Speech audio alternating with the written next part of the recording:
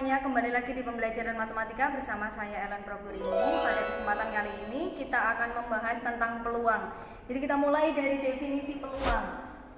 Peluang adalah kemungkinan terjadinya suatu kejadian dan bisa disimbolkan PA sama dengan NA dibagi NS, di mana NA adalah banyaknya anggota dari himpunan kejadian A, kemudian NS adalah banyaknya anggota dalam himpunan ruang sampel. Rumus peluang yang lain, yang pertama adalah rumus peluang tidak saling lepas dan biasanya ditandai dengan tanda hubung atau. Jadi PA atau B sama dengan PA ditambah PB dikurangi PA dan B. Jadi peluang kejadian A ditambahkan dengan peluang kejadian B dikurangi dengan peluang kejadian antara A dan B yang mempunyai kesamaan atau gabungan dari peluang A dan peluang B. Kemudian yang kedua adalah rumus peluang saling lepas.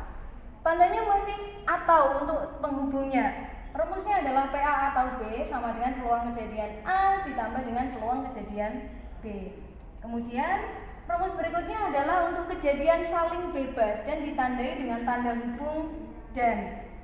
Rumusnya agak berbeda. Jadi PA dan B, kalau tadi itu kan atau ya, sekarang PA dan B. Kita bisa mencari dari peluang kejadian A dikalikan dengan peluang kejadian B. Kemudian rumus yang terakhir adalah rumus untuk kejadian bersyarat. Jadi PA dan B sama dengan peluang kejadian A dikalikan dengan peluang kejadian B setelah peluang kejadian A dilakukan. Jadi dia ada syaratnya. Kita ke contoh yang pertama. Ari sedang bermain kartu bridge, kemudian dia mengambil satu kartu secara acak. Tentukan peluang kartu yang diambil adalah kartu sekop atau kartu bergambar JKK. Kita bisa cari dulu pertama NS-nya. NS untuk kartu bridge itu adalah 52. Nah, kita lihat NA-nya ada berapa? NA itu apa tadi? Peluang terambilnya kartu sekop. Ada berapa kartu sekopnya? Jadi kartu sekop ini nanti ada 13. Ada 13 kartu skop. Jadi peluang kejadian A kita bisa cari terlebih dahulu. PA sama dengan 13/52. Nah, kemudian yang kedua, peluang terambilnya kartu bergambar J, Q, dan K. Berarti ada berapa J, Q, dan K? Berarti kan ada 3 dikalikan dengan 4. Ada 12. NS-nya masih sama, NS-nya ada 52. Sehingga peluang kejadian B-nya sama dengan 12/52.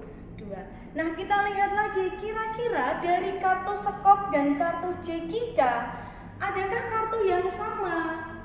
Ada, berarti kan kartu sekop JKK. Berarti kita punya kesamaan, yang sama adalah sekop JKK.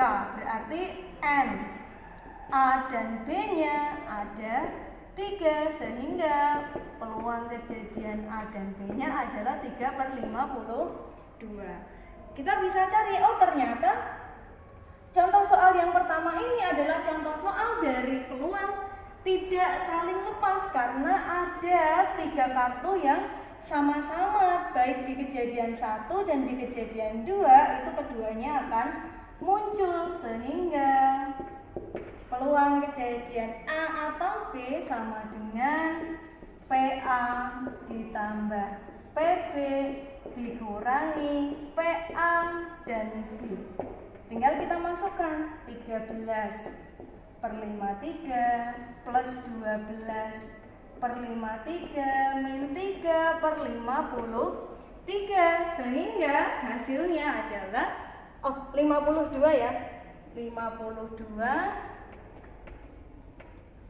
hasilnya adalah 22/52. Nah, kita bisa sederhanakan dari 22 dan 52 masing-masing bisa kita bagi dengan 2 sama dengan 11/26. Contoh yang kedua, terdapat 2 buah dadu. Dadunya berwarna biru dan hijau. 2 dadu tersebut kemudian dilempar secara bersamaan 1 kali. Tentukan peluang muncul sisi dadu yang memiliki jumlah 3 atau 10.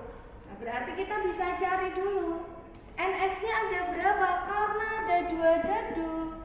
NS-nya sama dengan 36. Kejadian yang pertama, dadu memiliki jumlah 3. Kita lihat dulu A-nya. Kalau jumlahnya 3 kan berarti 1,2, 2,1. Berarti kan hanya ini saja yang bisa. Berarti NA-nya ada berapa? NA-nya ada 2. Sekarang kita bisa mencari peluang kejadian A sama dengan NA per NS sama dengan 2/36.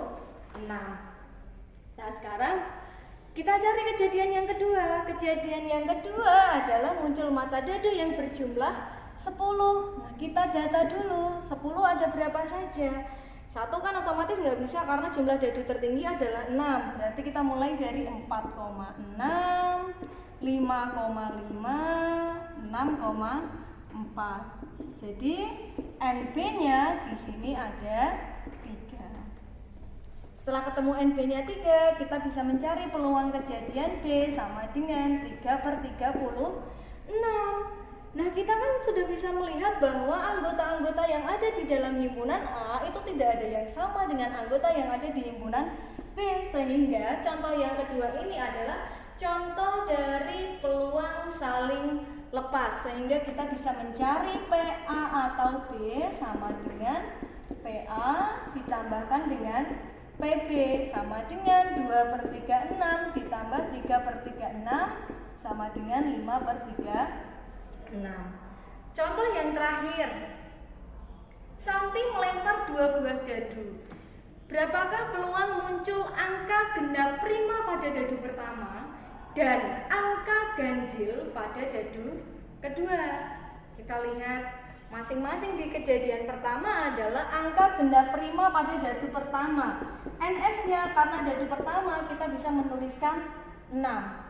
Kemudian NA-nya. Angka genap prima itu berapa saja? A-nya ya, berarti A-nya dulu kita tuliskan. Angka genap prima, berarti kan hanya ada 1 kan?